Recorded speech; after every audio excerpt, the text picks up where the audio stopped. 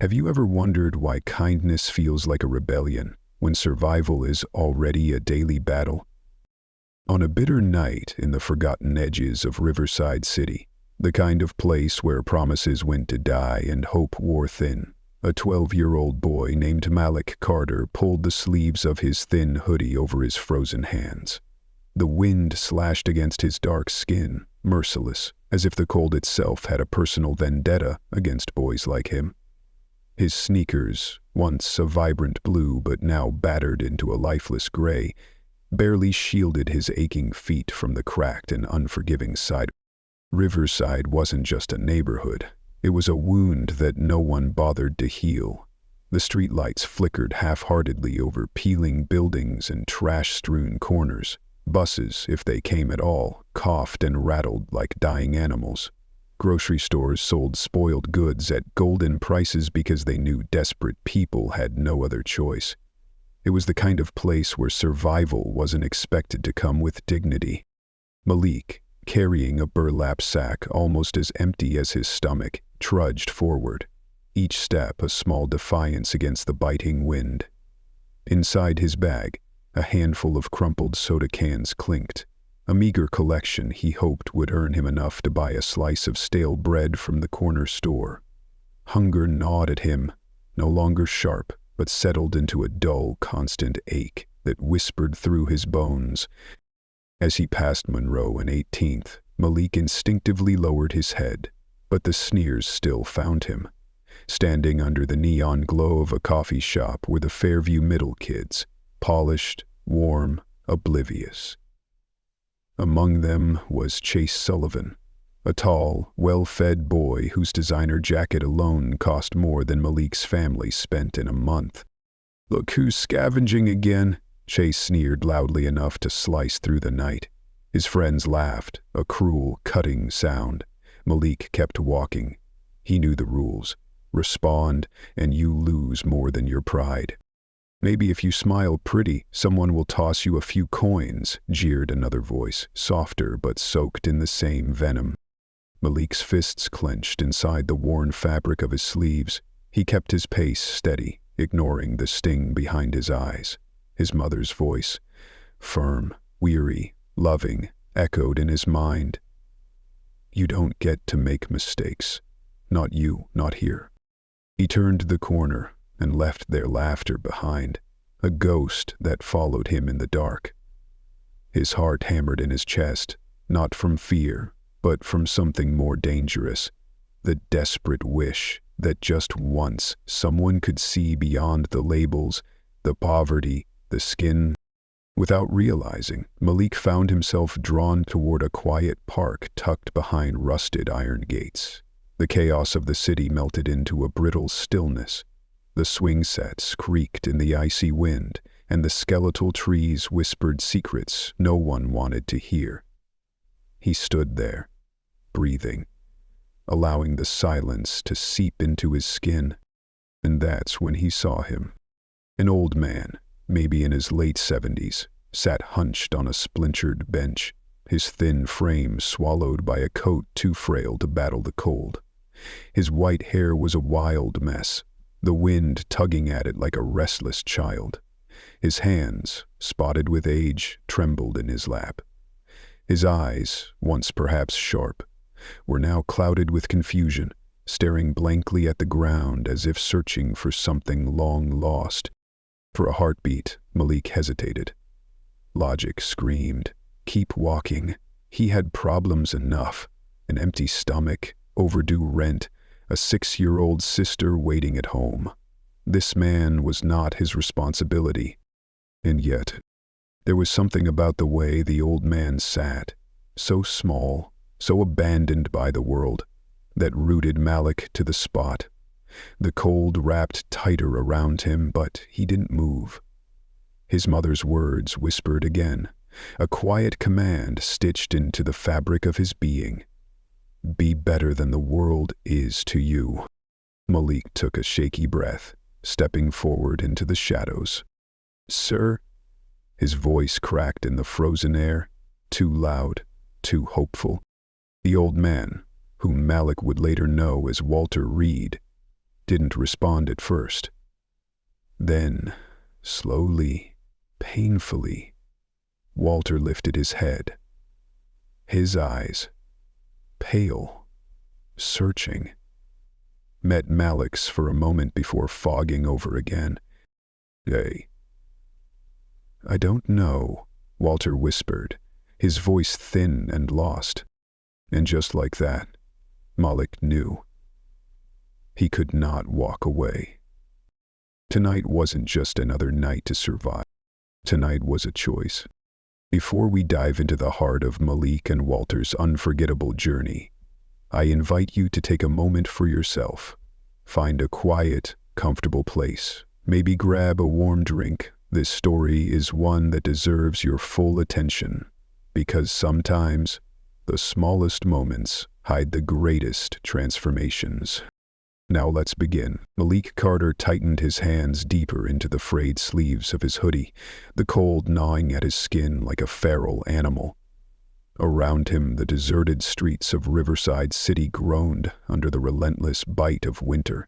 The few remaining patches of snow had turned gray and slushy, like forgotten remnants of a better season. Malik's breath escaped in thin, desperate wisps, vanishing into the gloom as quickly as they appeared. The cracked pavement under his battered sneakers stretched out endlessly, each step a painful negotiation between the thin soles and the jagged ground. Every building he passed sagged under years of neglect, their broken windows like blind eyes, their graffiti-covered walls whispering of 1,000 untold struggles. Malik kept his head low, not from shame, but from habit. Here, visibility invited trouble. He hugged the almost weightless burlap bag against his chest, feeling the clink of crumpled soda cans inside. Not even enough to weigh down the sack, not even enough to matter. He thought of the bakery down the block, the smell of fresh bread that clung stubbornly even when you had no money to buy it. Maybe tonight, if he was lucky, he could afford a half loaf. Maybe. A harsh bark of laughter cut through the frozen silence like a whip. Malik's shoulders tensed. He didn't have to look to know who it was. Chase Sullivan and his pack, huddled under the neon blaze of the Jabba Bean coffee shop, their faces ruddy with warmth and privilege. They stood there like kings surveying a broken kingdom, sipping hot drinks they didn't even finish, the steam curling around their smug grins. "Well, well, look what the alley dragged in." Chase's voice rang out, dripping disdain. Malik's pulse quickened, but he kept his eyes on the cracked sidewalk, willing himself invisible. Another boy, a short one with an expensive bomber jacket, snickered. "Maybe if you smile nice enough, Malik, they'll let you inside to mop the floors." The laughter that followed wasn't the playful jostling of boys. It was the serrated cruelty of those who had never been cold a day in their lives. Malik's stomach twisted. He bit down on the rising bile, on the urge to shout, to lash out. But he remembered. He always remembered. His mother's words weren't just advice, they were survival. You raise your voice, they'll raise their fists. You raise your hands, they'll call you a threat. So, Malik kept walking, step by heavy step, until their laughter faded into the distance, becoming another wound that wouldn't scab over. The farther he walked, the darker the streets became. Storefronts shuttered tight against the night, metal grates rattling in the wind. The smell of exhaust, rot, and despair settled over everything like a second skin. Malik found himself moving faster, driven not by fear but by a gnawing, hollow hunger. For warmth, for food, for something he couldn't even name. He crossed over into the old part of town, where the city had given up even pretending to care. Here, streetlights flickered fitfully, throwing long, grotesque shadows that twisted with the wind. The trees were skeletal silhouettes against the gray, starless sky. Everything was stripped bare, raw, unprotected. Ahead, the black iron gates of Holloway Park loomed like the mouth of some forgotten giant. Most people avoided Holloway after dark. It wasn't fear of crime that kept them away, but the unbearable sadness that seemed to hang over it. Once, long ago, it had been a jewel of Riverside City, a place for families and laughter. Now, it was a graveyard of rusted swings and broken benches, a reminder of promises left to rot. Malik hesitated at the gate. His body screamed for home, for the threadbare couch and thin blanket that awaited him. But his feet moved of their own accord, drawn into the stillness of the park. Here, at least, no one would look at him like he didn't belong. The wind sighed through the twisted branches overhead. A swing set creaked, the sound eerie and mournful. Malik's sneakers crunched against the frostbitten grass as he wandered deeper, the city's noises fading behind him, until all that remained was the ragged sound of his own breathing. And then he saw him. At first, Malik thought it was just another pile of discarded clothing, but as he drew closer, he realized it was a man, a very old man, huddled on a weathered bench, his body hunched and trembling. The man's coat, once fine, was now threadbare, his shoes scuffed and water-stained. His white hair was tousled, tugged this way and that by the gusts of wind, and his hands, gnarled and spotted with age, clutched at the lapels of his jacket as though sheer willpower could stave off the cold. He wasn't just cold, he wasn't just old, he was lost. Malik stopped a few feet away, his heart hammering.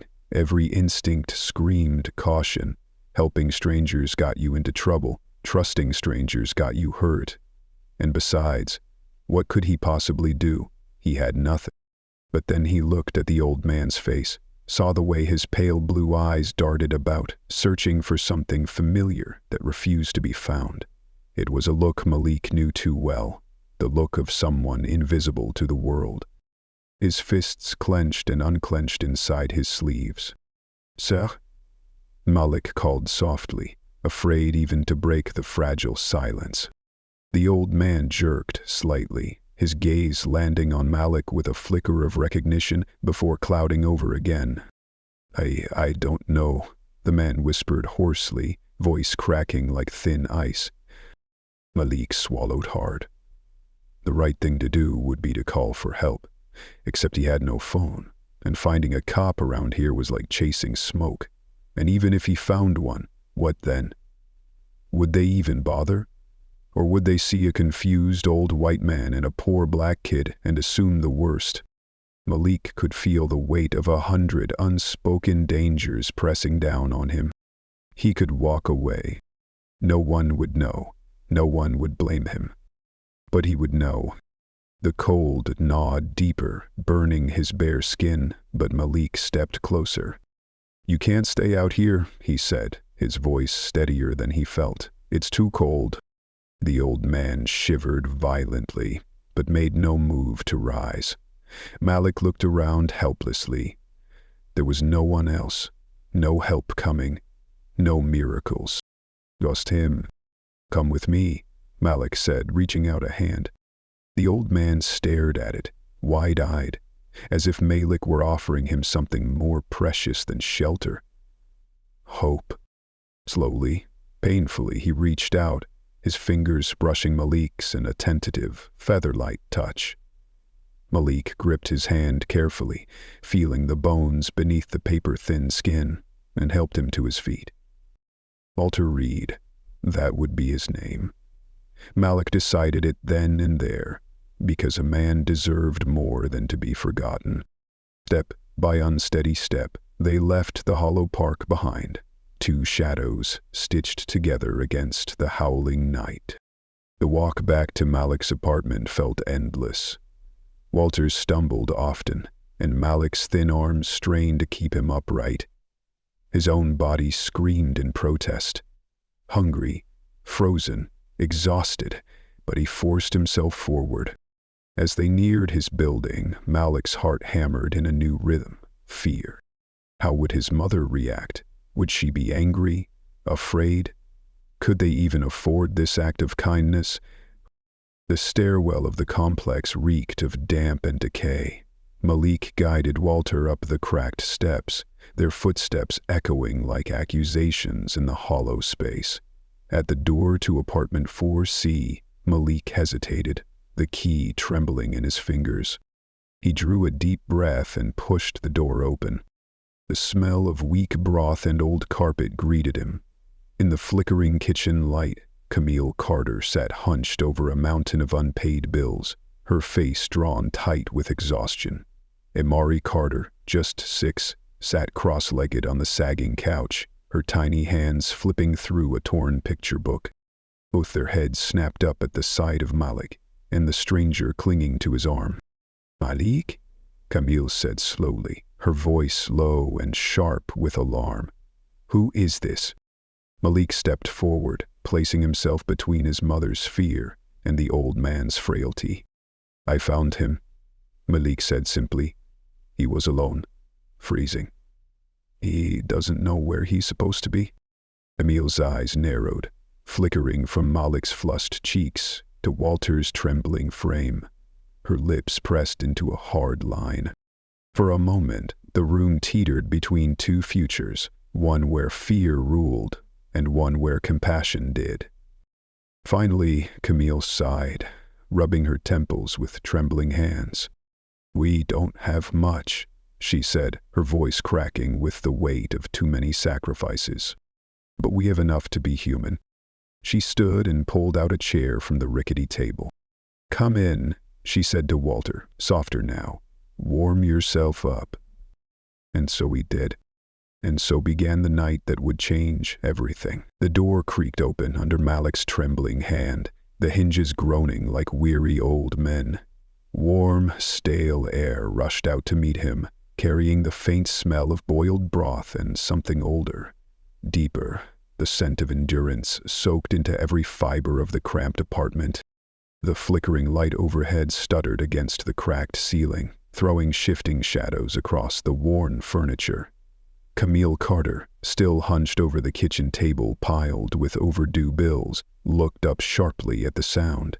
Her dark curls framed a face that seemed carved from stone, every line a testament to years of grinding survival. Her eyes narrowed when she saw the figure clinging to Malik's arm. Mari Carter, no bigger than a whisper at 6 years old, peered up from her battered picture book on the couch. Her big brown eyes, usually quick to sparkle, widened into wary moons as she took in the stranger. Malik felt Walter sway against him, the old man's strength leaking away like water from a cracked jar.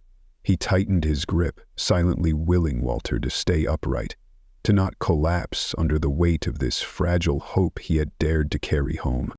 "Malik," Camille said, rising slowly from her chair, voice stretched tight as piano wire. "Who is that?" Malik shifted his body slightly, placing himself between Walter and his mother's suspicious gaze. "Nacht was at Holloway Park," Malik said, his voice roughened by the cold and fear. "All alone, freezing. He doesn't know who he is or where he's supposed to be." Camille's arms folded tightly across her chest. She took a step forward, her eyes flickering from Malik's blue lips to Walter's trembling form. Her jaw clenched. The air between them vibrated with a terrible tension. "You brought a stranger here?" she whispered, more to herself than to him. "Into our home?" Malik nodded. He wanted to say more, to explain the bone-deep certainty that had seized him at the sight of Walter shivering in the park, but the words dried up in his throat. For a long, heavy moment, no one moved. Then a gust of wind slammed the door shut behind them, rattling the loose panes in the window. Walter flinched violently, almost losing his balance. Instinctively, Malik stepped closer, steadying him with both hands. That was the moment the last of Camille's anger crumbled. She saw it, the way Malik's skinny arms wrapped protectively around the old man's frail body. She saw the way Walter clung to him with desperate trust, like a man adrift grabbing onto a life raft. She saw the shivering, the hollow cheeks, the frostbitten fingers. Camille inhaled sharply, as if swallowing down years of instinct screaming at her to trust no one. Finally, she stepped aside. "We don't have much," she said, her voice low, rough, but not unkind. "But come in, get warm." Malik exhaled, a shaky breath he hadn't realized he was holding. He guided Walter carefully to the rickety kitchen chair. It creaked under the old man's weight, but it held. Camille bustled about, pulling a pot of thin broth from the stove, ladling it into a chipped bowl with swift, efficient motions. Mari slid from the couch, her bare feet making soft slapping sounds against the cracked linoleum. She approached cautiously, clutching her beloved tattered blanket to her chest. For a moment she hovered uncertainly at Malik's side. Then, without a word, she shuffled forward and draped the blanket over Walter's lap, smoothing it carefully as if she were tucking in one of her dolls. "Eh," she whispered, her voice barely a breath. Walter blinked at her, his mouth working silently before a single tear traced a slow path down his weathered cheek. Malik swallowed the lump rising in his throat. Camille set the bowl of broth in front of Walter, along with a single piece of bread. She slid another bowl to Malik, but raised an eyebrow when he pushed half his bread onto Walter's plate without hesitation. Malik wasn't hungry anymore. The tight knot in his stomach had been replaced by something heavier, something fierce and protective. Walter's hands trembled as he lifted the spoon, slurping a mouthful of the watery broth. For a moment he simply sat there, staring into the bowl, as though he had forgotten what food even looked like. Then, hoarsely, he whispered, "Thank you." The word hung in the air like a benediction. Camille's face softened imperceptibly. She reached for a fraying dish towel and busied herself wiping an already clean countertop, her movements sharp, restless. Malik dropped into the seat across from Walter, exhaustion pulling at his bones. His mind raced even as his body sagged. What now? How long could they keep this man here? Would someone come looking for him?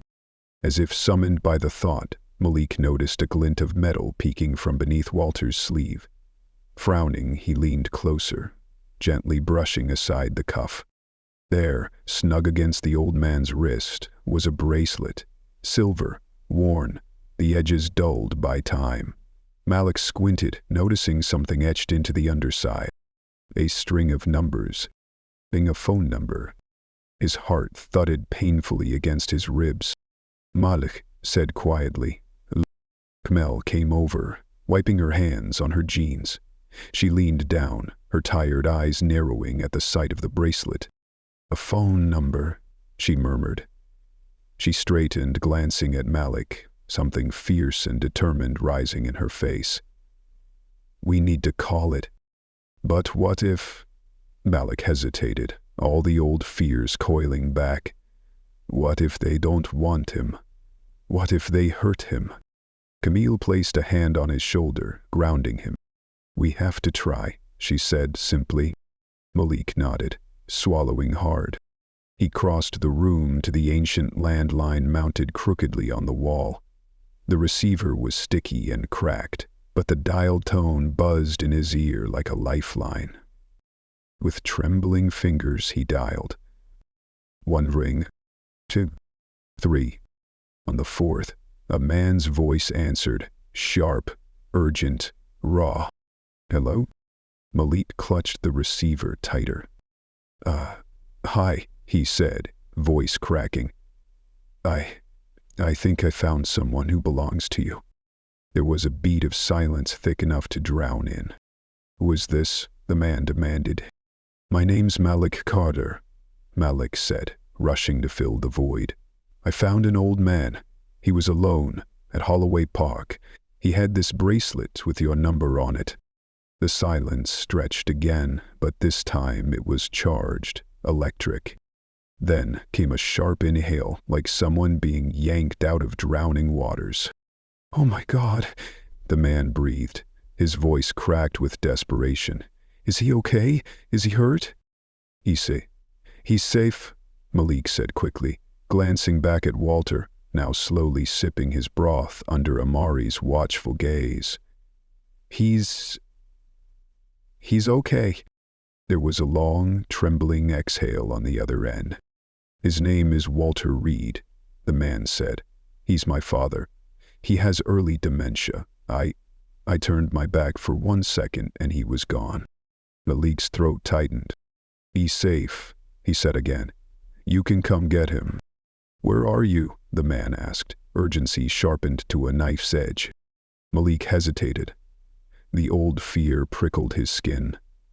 But then he looked at Walter, at Amari's tiny hand resting trustingly on the old man's knee. He squared his shoulders. Malik gave him the address. The man promised to come immediately.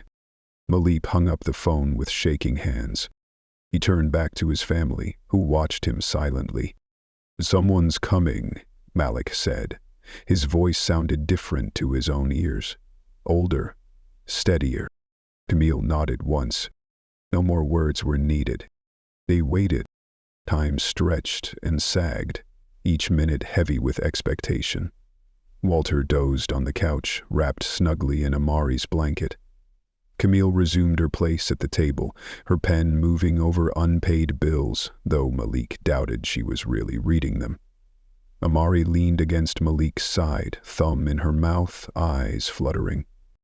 Then, finally, the low rumble of a car engine outside shattered the brittle silence. Malik jumped to his feet, heart hammering. At the window, he peered out into the night. A sleek black sedan, a CF polished too expensive for their side of town, purred to a stop at the curb. The driver's doors swung open. A man stepped out, tall, sharply dressed in a long wool coat that seemed to drink the light around him. His face, though composed, bore the unmistakable tension of a man carrying unbearable fear. He stood for a moment under the flickering streetlight, scanning the run-down building, before hurrying toward their door. Malik ran to open it before he could knock. The man's eyes found Walter instantly. He stumbled inside without a word, crossing the small room in long, urgent strides. He fell to his knees beside the couch. Dad, he whispered, voice breaking. Walter stirred, blinking up at him in confusion. Find someone else. Carter, he mumbled. The man, Carter Reed, let out a choked laugh, a sound halfway between a sob and a prayer. I'm here, Dad, Carter said, taking Walter's frail hands between his own. I'm here. Walter's lips quivered into the faintest of smiles. Watching them, Malik felt something deep and aching twist inside his chest. Family, no matter how lost, no matter how broken, love found a way back. Carter Reed knelt by the worn sofa, his fingers trembling slightly as he brushed a stray lock of white hair from his father's forehead. For a long moment he simply stared, taking in the frail figure wrapped in a child's patched blanket, the slight rise and fall of his chest, the peace that had settled over Walter's lined face. Behind Carter, the cramped apartment was thick with a silence that vibrated in Malik's ears, a living thing born of relief, disbelief, and exhaustion. Camille Carter stood rigidly by the kitchen counter, her arms folded across her chest like armor. She watched Carter with guarded eyes, wary but unwilling to interrupt the fragile moment unfolding before her. Amari Carter hovered close to Malik's side, her tiny hand wrapped tightly around a fold of his hoodie. Her wide eyes darted between Carter and Walter, curiosity and caution warring within her. Slowly, Carter turned away from his father, rising to his feet with a grace that seemed to crack under the sheer weight of emotion. He looked around the apartment then, really looked, and what he saw seemed to knock the breath from his lungs. The peeling paint, the sagging furniture, the barren fridge humming forlornly in the corner. The sacrifices woven into every fiber of this place. His gaze settled finally on Malik, standing small but unbowed by the doorway. Without hesitation, Carter crossed the room in 2 strides and seized Malik's hand in both of his. "Thank you," he said, voice rough, thick with a sincerity that made Malik's ears burn. "You didn't just find him, you saved him." Malik shifted awkwardly, his worn sneakers scraping against the cracked linoleum. He ducked his head, unused to the intensity of gratitude. I couldn't leave him there," Malik mumbled, his voice nearly lost in the heavy air. Carter's grip tightened slightly. "No," he said firmly. "Not everyone would have done what you did." He released Malik's hand then, but not the connection between them. Carter reached into the inside pocket of his tailored coat and withdrew a thick, white envelope. He turned to Camille, extending it toward her. "This is for you," he said. Camille stiffened immediately, her arms tightening across her chest. "I can't take charity," she said, her voice sharp with pride and old wounds. Carter's expression softened, a flicker of something almost like respect passing through his eyes. "It's not charity," he said gently. "It's gratitude." He held the envelope out, waiting. Camille's jaw worked silently for a moment. Then she looked at Malik, at Amari, at the weary, flickering light above them. Slowly, as if moving through water, she reached out and took the envelope, her fingers brushing Carter's. A small but seismic shift seemed to ripple through the room. Carter smiled, the lines around his mouth deepening with something genuine. "And you," he said, turning back to Malik, "are you in school?" Malik froze, guilt stabbing through him like a shard of ice. He cast a glance at his mother, who looked away. Carter's sharp gaze caught the silent exchange. "Do you want to be?" Carter pressed, voice low but unwavering. Malik swallowed hard. His throat felt too tight to speak. "I do," he whispered finally. "But we can't afford it." The words tasted bitter on his tongue.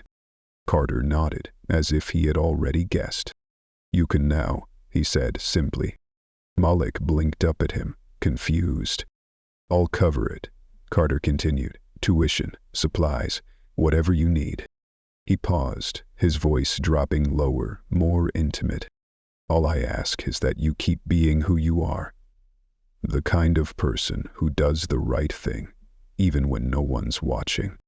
Malik's vision blurred for a moment. He blinked rapidly, ashamed of the wetness gathering in his eyes. "Lee," he croaked, "why would you do this for me?" Carter studied him for a long, heavy moment. "Because the world needs more people like you," he said softly. "And because I can." The room seemed to expand and contract around those words, as if they had shifted the very air itself. Camille's hand rose unconsciously to her mouth, her shoulders trembling with suppressed emotion. Ari, sensing the change, slipped her small hand into Malik's. And Malik, poor tired brave Malik, stood a little taller. Carter reached into his pocket again and withdrew a sleek business card, pressing it into Camille's hand. "My office number," he said, "if you need anything." "Ever." Camille nodded numbly, clutching the card like a lifeline. Carter turned back to Walter, gently adjusting the blanket around his shoulders. "I should get him home," he said quietly. Malik stepped aside, watching as Carter scooped Walter into his arms with surprising tenderness. Walter murmured something unintelligible, his head resting against Carter's chest. At the door, Carter paused. He looked back at Malik one last time, a question unspoken between them. Malik nodded. They understood each other now. They were, in some impossible way, family. Carter carried Walter out into the night, the door swinging slowly shut behind them. Malik stood there, staring at the peeling paint of the door, the envelope clutched tightly in Camille's trembling hands, Amari's warm little fingers still entwined with his own. A single tear slid down Malik's cheek, cutting a clean path through the grime. He wiped it away quickly, but he didn't hide it. Not tonight. Tonight, survival wasn't the only thing they carried. Tonight, they carried something heavier and infinitely more precious.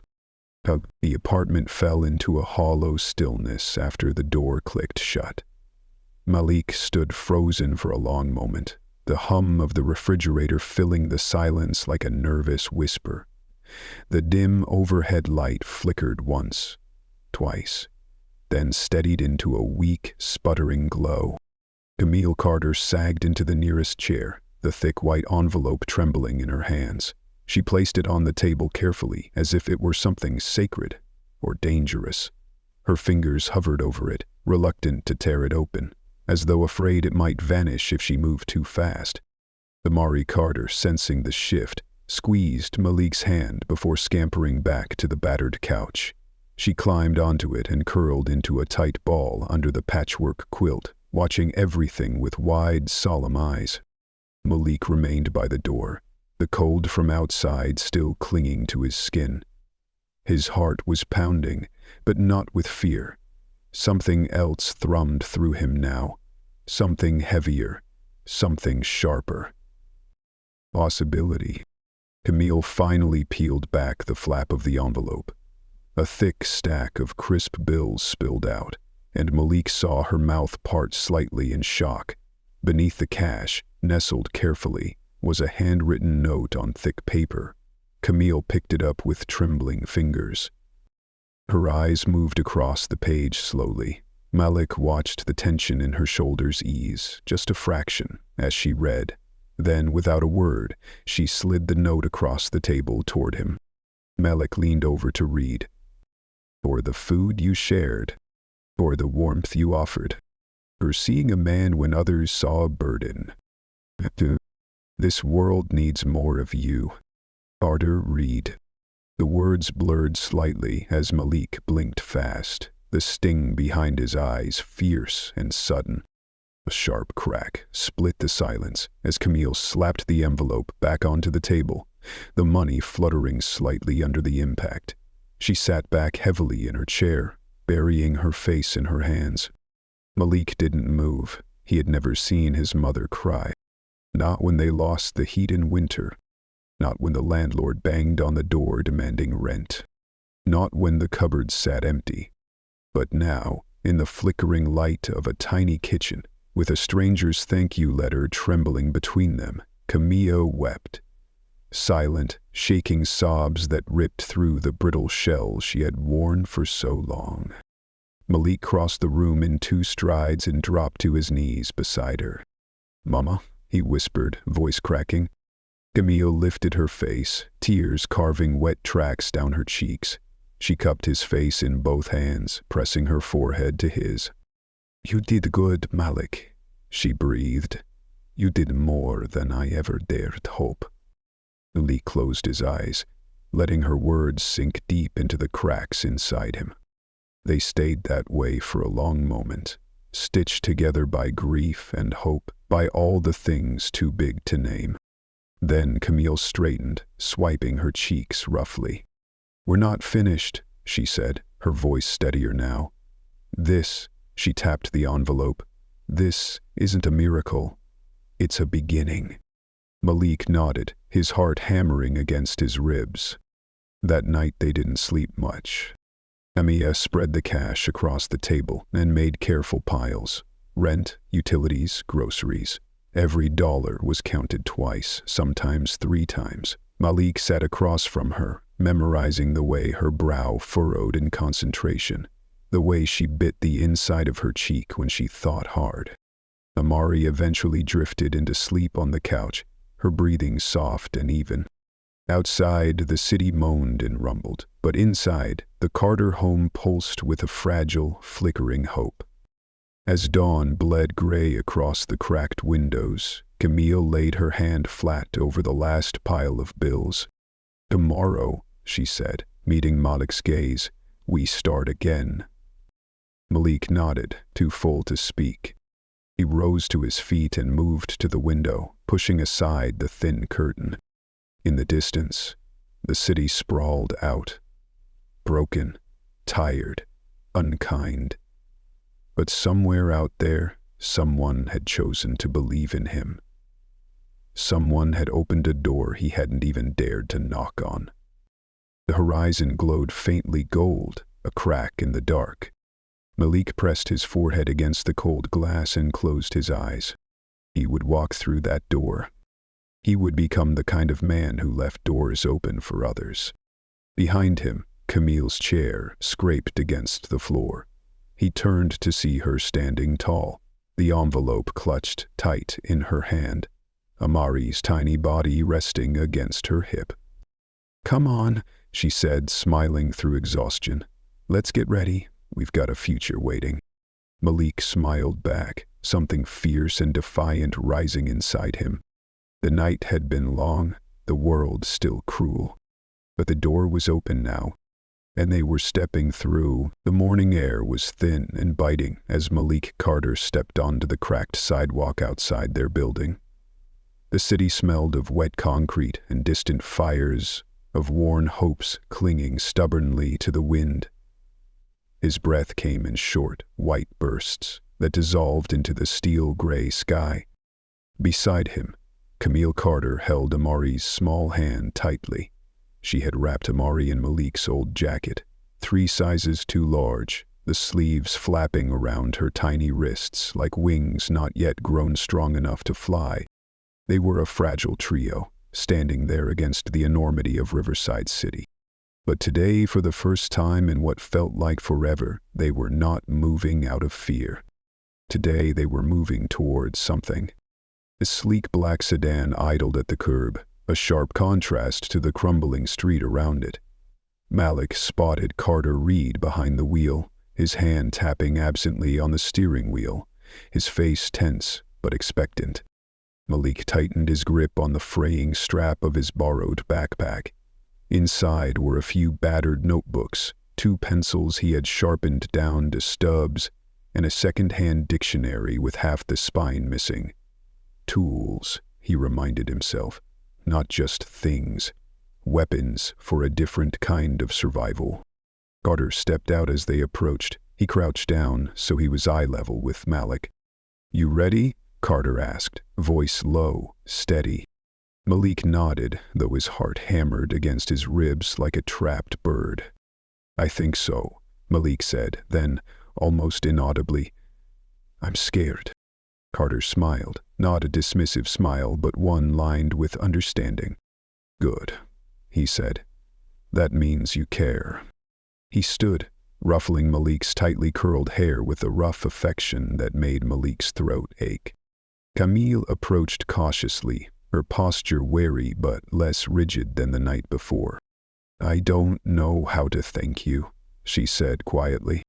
Carter shook his head. "You already have," he said simply. He opened the back door of the car for Malik. Malik hesitated for a heartbeat, then climbed inside, the leather seats cold against the threadbare fabric of his jeans. As Carter closed the door, Malik glanced out the window and caught Camille's eye. She gave him a nod, small but fierce. "You walk proud, Malik," she mouthed, the words clear even through the glass. Malik pressed his palm to the window, a silent promise. The car pulled away from the curb, tires hissing against the damp pavement.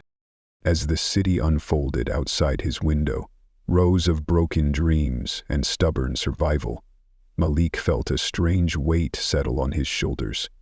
It wasn't fear, not exactly. It was responsibility. To Carter, to Camille, to himself. He didn't just owe them success. He owed them the fight. The car ride was brief but heavy. Carter didn't fill the silence with meaningless talk. Instead, he let the quiet stretch between them, a fragile bridge built on new trust. When they pulled up in front of the school, Malik's stomach flipped painfully. The building loomed large and unfamiliar, its brick facade stern and unwelcoming. A sea of students flowed toward the entrance, laughter and chatter rising into the cold air. Malik felt the familiar claw of dread grip his chest. He didn't belong here. He could already feel the stares burning against his patched hoodie, his too short pants, his worn-out sneakers. He was a stray dog among pedigrees. His fingers clenched tightly around the strap of his bag. Carter cut the engine but didn't move to get out. Instead, he leaned slightly toward Malik, voice low. "You're not less because you've walked harder roads," Carter said. "You're more." Malik stared at him, absorbing the words like dry earth drinking rain. Then Carter handed him a slim folder. Registration papers, schedule, a voucher for lunch. He hesitated, then added, softer, "And my number, in case you need anything." Malik took the folder carefully, as if it might crumble under his fingers. He didn't know what to say, so he said the only thing that mattered. "Thank you." Carter gave a small nod. "Go," he said. "Go be the storm they never saw coming." Malik pushed the door open and stepped out. The wind caught him immediately, whipping at his clothes, making his eyes sting. He squared his shoulders against it. Each step toward the school felt like dragging boulders behind him. He forced himself forward, one foot, then the next. At the entrance, he paused. He could turn around, he could run. But then he thought of Camille, her weary pride. Of Amari, her tiny hands clutching hope. Of Carter, betting on a boy from nowhere. And he thought of Walter Reed, lost and cold and invisible, until someone saw him. Malik inhaled sharply, the cold air burning down to his lungs. He pulled open the heavy door and stepped inside. The hallway smelled of floor wax and adolescent sweat. Lockers clanged open and shut. Teachers called out instructions over the rising din. A few students glanced his way, curious, sizing him up. Malik ignored them. He found the main office and waited patiently in line, clutching his folders so tightly the edges bent. When it was his turn, he slid the papers across the counter with shaking hands. The secretary, a woman with steel-gray hair and sharp eyes, skimmed the documents. Her gaze flicked to Malik, assessing, measuring. New start, huh?" she said, without judgment. Malik nodded. "Good," she said briskly, stamping a form. "We could use more fighters." She handed him a schedule and a faded map of the school. Malik murmured his thanks and stepped back into the hallway. He unfolded the map with trembling fingers, trying to orient himself. The letters blurred for a moment. He blinked hard. "You lost?" a voice asked beside him. Malik turned to see a boy about his age, Hispanic, with an easy grin and a battered backpack even worse off than Malik's own. "First day," Malik mumbled. "Same," the boy said. He stuck out a hand. "I'm Mateo." Malik shook it, surprised at the firm grip. "Malik," he said. Mateo grinned. "Stick with me. I'm good at faking like I know where I'm going." For the first time that day, Malik smiled. A small, uncertain thing, but real. Together they plunged into the maze of corridors, the bell shrieking overhead. Each step Malik took felt less like survival and more like becoming. He wasn't just stepping into a school. He was stepping into a life he never thought he could claim. The corridors twisted and forked like arteries inside the belly of the old school. Malik and Mateo moved through them together, two small figures against the endless tide of students streaming past in careless, noisy waves. Malik clutched his schedule, his heart hammering a frantic rhythm against his ribs. His first class, English, room 214. He traced the faded map with his finger, trying to orient himself. Mateo leaned over. "Second floor," he said knowingly, jabbing a thumb at a staircase ahead. Malik nodded, grateful beyond words. They trudged up the chipped concrete steps, their sneakers scuffing the worn edges. The hallways upstairs smelled different.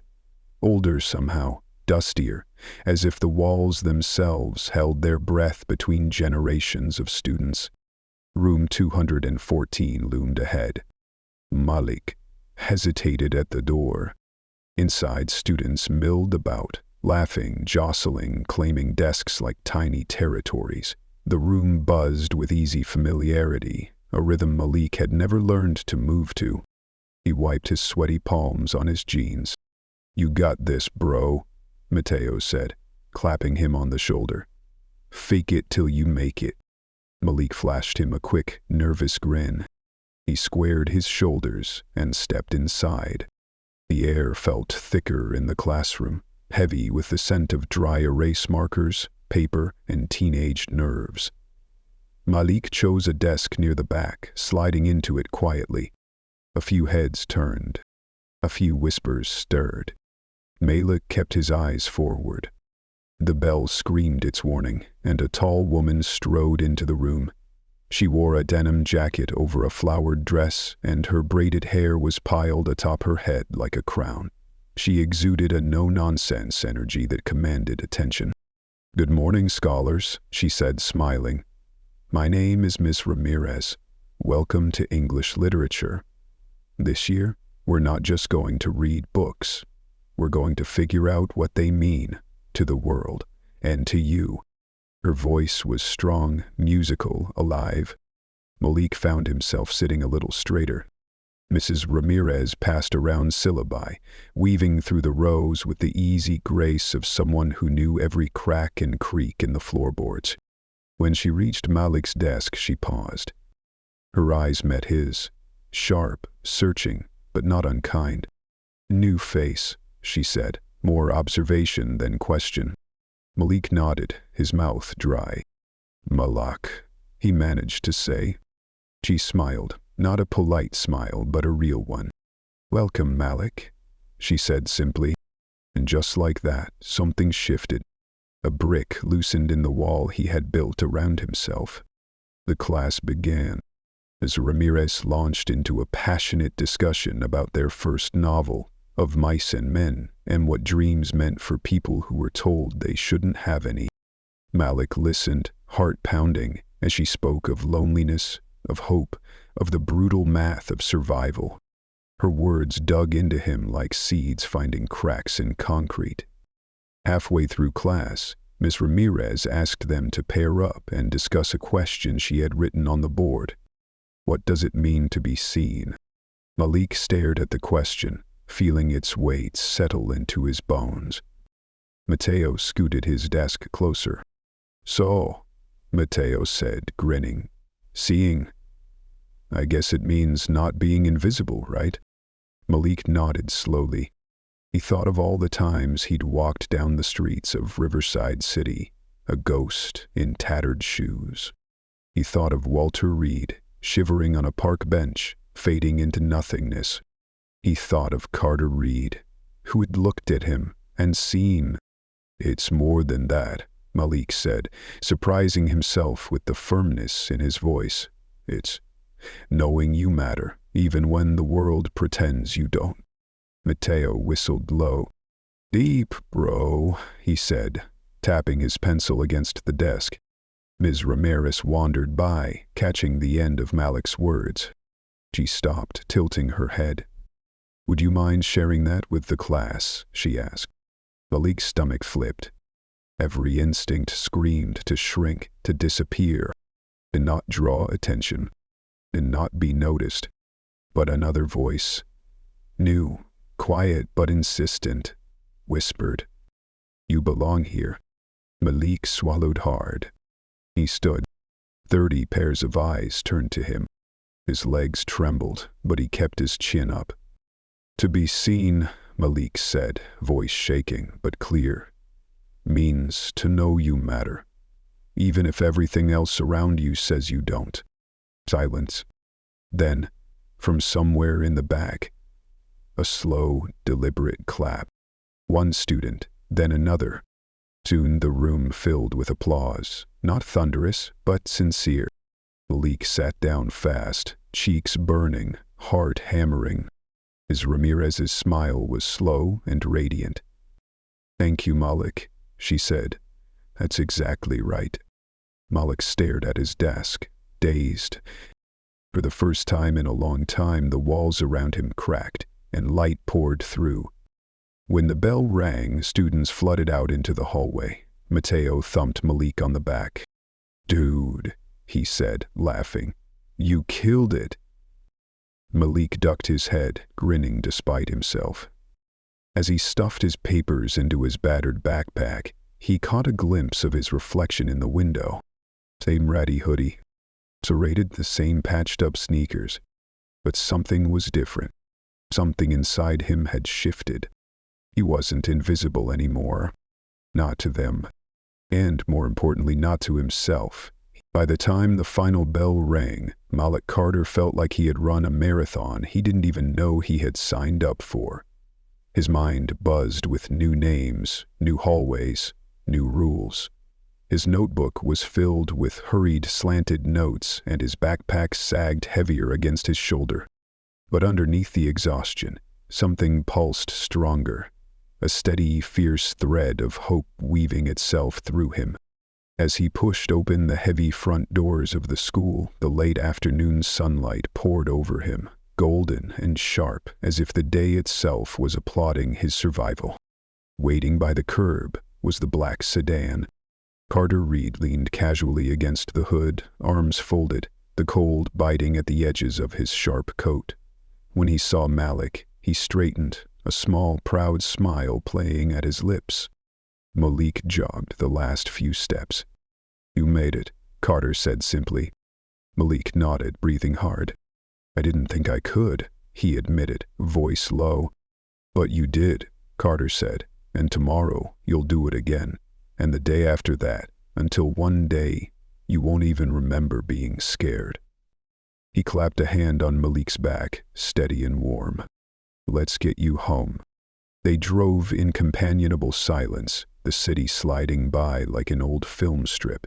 Cracked sidewalks, graffiti-tagged walls, corner stores with flickering neon signs. But tonight, it all looked different to Malik. It looked survivable. When they pulled up to his building, Malik hesitated. A chipped brick, the broken buzzer, the mailbox stuffed with unpaid notices. This was home. But now somehow it didn't feel like a defeat. It felt like a beginning. Carter seemed to sense his hesitation. You know, Carter said, voice thoughtful, home isn't about what you have, or what you don't. It's about who's waiting for you inside. Malik swallowed hard. He opened the car door. Thank you, he said, turning back one last time. Carter just nodded. Malik climbed the crumbling steps 2 at a time. He pushed open the door to their apartment and was immediately hit by the smell of something warm and familiar. Stew. Real stew. Not watery broth stretched too thin, but thick, hearty stew that clung to the air and hugged his ribs. In the kitchen, Camille stood at the stove stirring a battered pot. Her hair was pulled back, her shoulders still tense, but her face was lit with a softness Malik hadn't seen in years. Mari sat at the tiny kitchen table, her legs swinging back and forth, humming off-key to herself. Malik dropped his backpack by the door with a thud. You're just in time, Camille said without turning around. Wash up. Malik obeyed, scrubbing the city's dust from his hands at the rust-stained sink. He dried them on a threadbare towel, then slid into the chair opposite Amari. Camille ladled stew into chipped bowls, setting them down with a clink. The first spoonful burned Malik's tongue, but he didn't care. The taste was rich, salty, real. He ate in big, eager bites, feeling something unclench deep in his chest. Halfway through the meal, Camille cleared her throat. I talked to Carter today, she said, her voice tight but steady. Malik froze, his spoon halfway to his mouth. Said, if we need anything, school, supplies, uniforms, even groceries, he'll cover it. Malik stared at her. And he meant it, Camille added, a fierce pride glinting in her tired eyes. But that doesn't mean we stop fighting. She set her spoon down carefully, meeting Malik's gaze. I fought my whole life so you could have a shot, she said. Now you have one. Don't you dare waste it. The words struck Malik like a match against dry tinder. He nodded, throat tight. I won't, he whispered. Mia smiled, small but real. They finished dinner in silence, the good kind, the kind that wrapped around them like a blanket. Afterward, Malik helped Amari with her homework at the rickety table, sounding out long words from her battered workbook. "Because I'm knocked?" Amari lisped proudly. Malik smiled. "Exactly," he said, tapping the page. "Invisible. But not anymore." Later, after Amari had been tucked into the sagging couch with a pile of blankets, and Camille had gone to work a late shift at the diner, Malik sat alone by the window. The city breathed out there, restless and rough. Malik watched the night settle over the rooftops, watched the tired streetlights flicker to life one by one. And he made a vow, not just to survive, not just to get by, but to build something new. A future, a home, not made of bricks or money, but of choice, of dignity, of dreams stubborn enough to bloom in cracked concrete. Malik pressed his forehead to the cool glass and closed his eyes. "I'm not invisible," he whispered to the dark. "Not anymore." And somewhere deep inside him he believed it. For the first time he truly believed it. The days slipped by, each one folding gently into the next like pages in a worn book. Malik Carter moved through them with a new kind of purpose stitched into his spine. Silent but unbreakable. Mornings began early, racing the rising sun down cracked sidewalks, clutching his battered backpack, dodging the ice-crusted puddles that formed in the broken dips of the pavement. School was still hard. Some days it felt like wading through thick mud, every lesson a battle against the doubt that whispered he wasn't enough. But he fought anyway. Every day he showed up. Every day he stayed. In English, Miss Ramirez pushed him harder, calling on him to share his thoughts, challenging him to dig deeper into words and meaning. In math, Malik stared at numbers that swirled and blurred, refusing to give up until they finally aligned like stubborn stars. And in the quiet moments, when the noise of the world faded, he caught himself smiling. At lunch, Malik and Mateo found a spot by the edge of the playground, sitting on a cracked bench with their brown bag lunches. They shared jokes, dreams, half-formed plans of futures that still felt impossible, but somehow, just somehow, were starting to feel within reach. One afternoon, as golden light slanted low across the playground, Mateo tossed Malik a crumpled basketball. "Game to 5? Mateo grinned, bouncing on the balls of his feet. Malik laughed, surprising even himself. He ran. The court was rough, cracked asphalt, bent hoops, but to them it felt like an arena carved from dreams. They played, hard, reckless and wild, the sound of sneakers scraping pavement, the ball slapping against the rim, the air filled with breathless laughter. During a game point, Malik faked left, drove right, and leapt, arms stretching toward the battered rim. The ball soared from his fingertips, hit the backboard with a satisfying thud, and dropped cleanly through the netless hoop. Mateo whooped and threw an arm around Malik's shoulders, pulling him into a rough, joyful hug. "Man, you're fired." Malik grinned so wide it hurt. He wasn't invisible anymore. He was here. He was alive. Later that evening, walking home under a sky bruised purple and gold, Malik slowed as he reached the park. The same park. The place where everything had changed. The bench where Walter Reed had once sat, frail, lost, forgotten, was still there.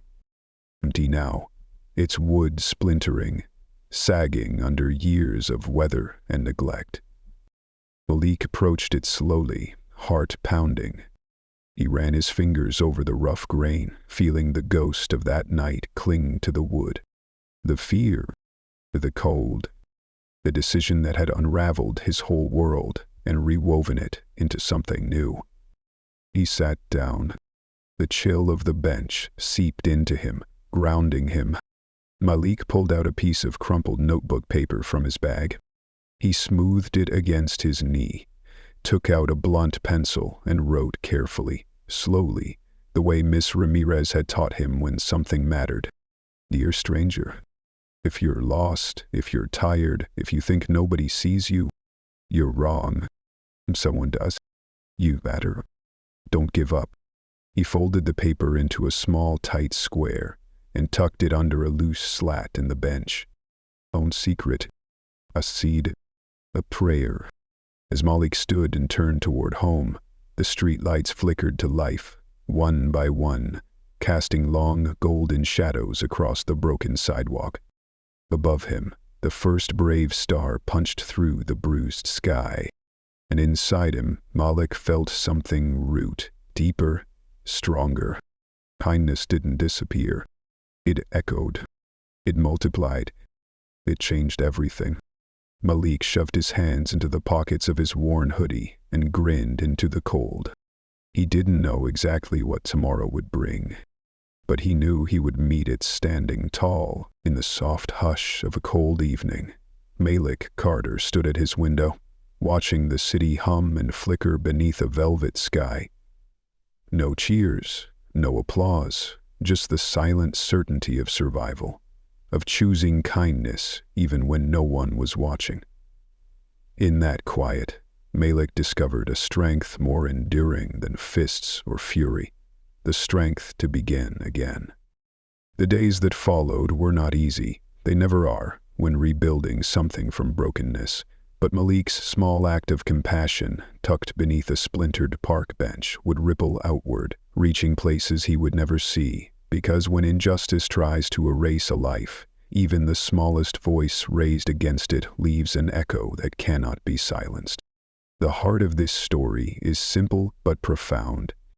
When we choose to see each other not with judgment but with care, we mend the torn fabric of the world.